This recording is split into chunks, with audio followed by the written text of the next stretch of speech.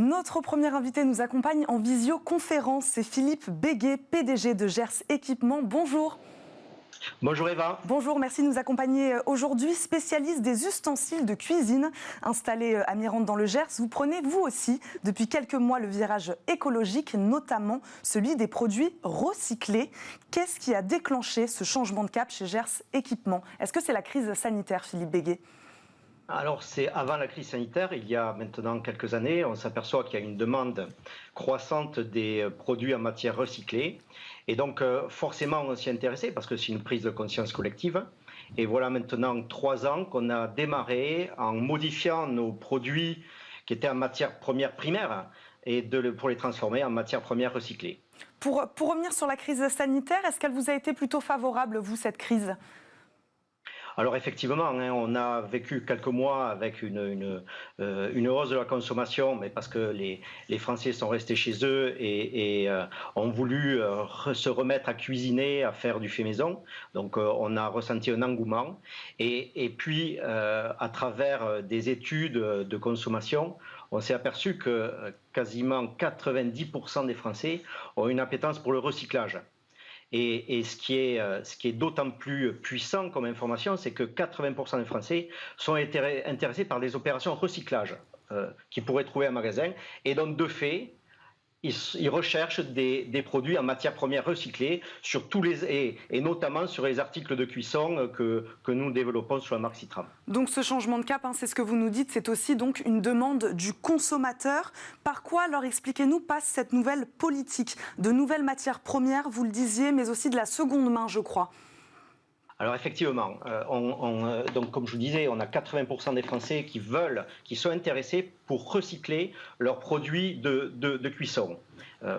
Comment ça marche? Expliquez-nous le processus de recyclage.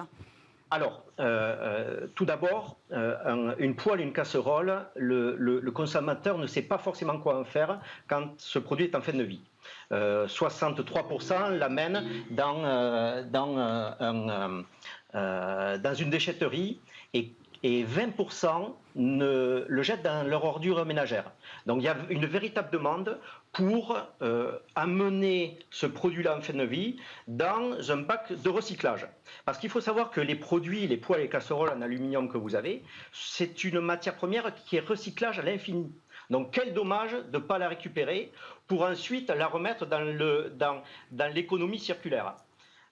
Donc c'est pour ça qu'on se force là maintenant depuis 2-3 ans à insister auprès des magasins alimentaires à avoir leur bac de recyclage pour que le consommateur puisse le ramener en magasin et qu'il puisse avoir une deuxième vie, une troisième vie et à l'infini. Donc logistiquement, le coût est moindre en fait pour vous aussi, c'est-à-dire que c'est le magasin qui s'équipe, lui, de bacs de recyclage. Alors, effectivement, en termes de coût pour le magasin, c'est rien. C'est mettre un bac de recyclage où le consommateur va ramener sa cocotte, son faitout, sa poêle.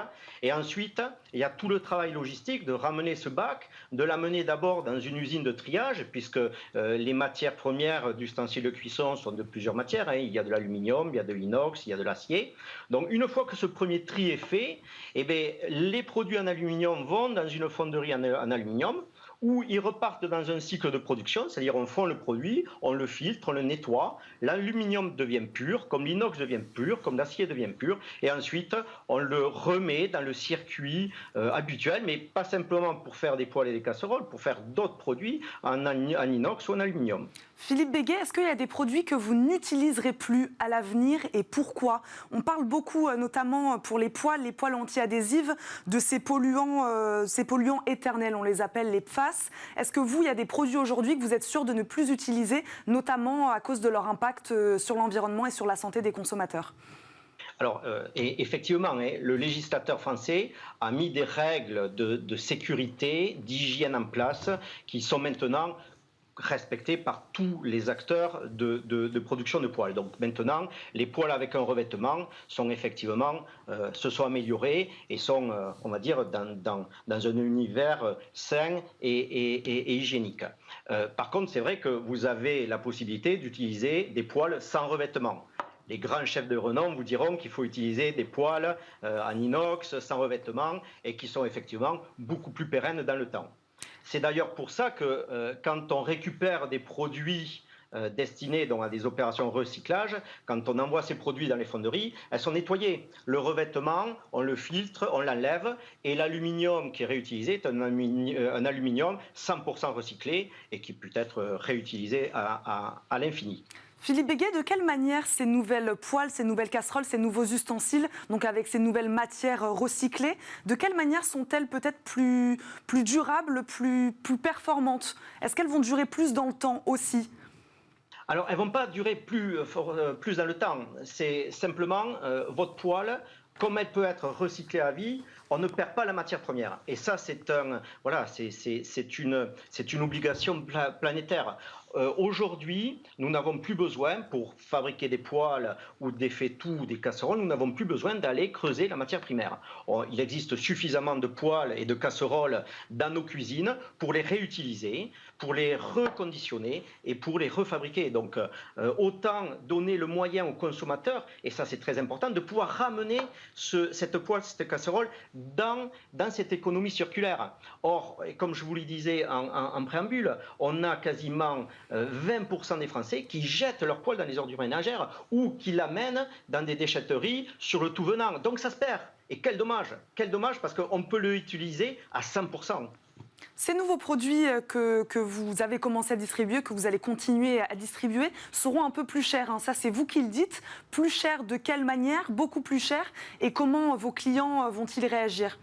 Alors, ce sera vraiment que légèrement plus cher. Là, le but aujourd'hui, c'est que le produit en matière première primaire et le produit en matière première recyclée soient du même prix. Voilà, ça c'est notre objectif, de manière à ce que, bon, ça va demander de l'organisation, ça va demander des process, mais je suis convaincu qu'on peut y arriver. Parce que le consommateur a une appétence pour tout ce qui est produit en matière première recyclée et pour les opérations recyclage, mais il ne souhaite pas payer plus cher le produit. Donc il faut absolument qu'on y arrive et je suis convaincu qu'on va y arriver. Avec quels moyens, Philippe Béguet? J'ai vu que vous aviez quand même investi beaucoup, notamment en recherche et développement, pour atteindre cet objectif de 50% d'ici 2024. Alors, bien sûr, aujourd'hui, il n'existe pas de normes internationales dans l'ensemble des continents. Il existe une norme ISO 14021 qui permet de qualifier les produits en recyclés. Il existe une norme UL qui est américaine, mais tout ce travail d'investissement, de recherche et de développement et de labelliser est en train de se faire. Donc, par contre, là, on s'aperçoit qu'il y a une prise de conscience très forte et donc on va très vite dans ce domaine-là. Donc je suis convaincu que dans les prochains mois, on va avoir des choses qui seront à peu près équivalentes dans tous les pays et on devra, nous, après, investir dans les process de contrôle de ces matières premières recyclées. Merci beaucoup Philippe Béguet, je vois que vous êtes très demandé, qu'on vous appelle beaucoup sur votre téléphone.